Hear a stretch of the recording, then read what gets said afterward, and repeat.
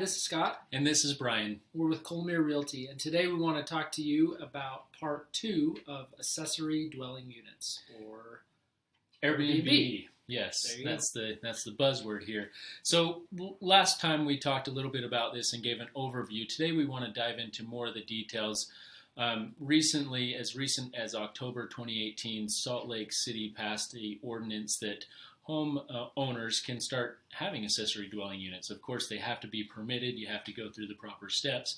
But for that very reason of having a family member live with you, or for the benefits of making some money.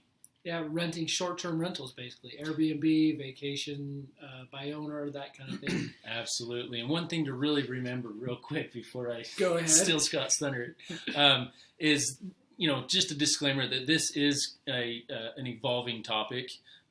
These cities are talking about it constantly. They're considering different legislation. So, just make sure that you look at your current city and get the information needed. So to that point, we want to just maybe say something about legislation. The reason why legislation had to come to play is because companies like Airbnb and VRBO basically came in and were market disruptors, gave a platform for homeowners to rent their accessory dwelling units, mother-in-law apartments or apartment over the garage, something like that. And as it became larger and larger, states and cities stepped in and said, hey, we have to have some ground rules for this. We have to have some basics that we need everyone to follow. Things like permits need to be obtained.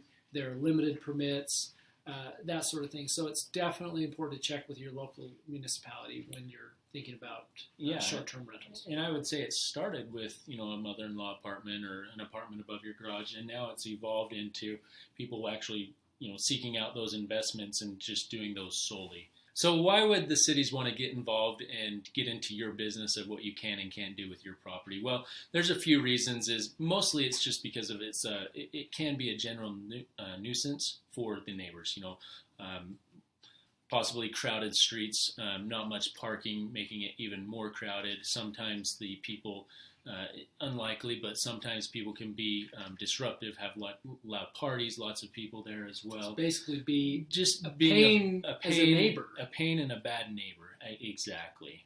So obviously one of the big reasons why people get involved in short-term rentals is you can make a lot of money, a lot more money than you can renting your space long-term, month by month.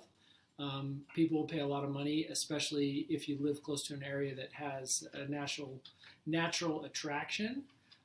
Ski resorts are big here, that sort of thing. So there's a lot of opportunity, but you've got to make sure that it's done right.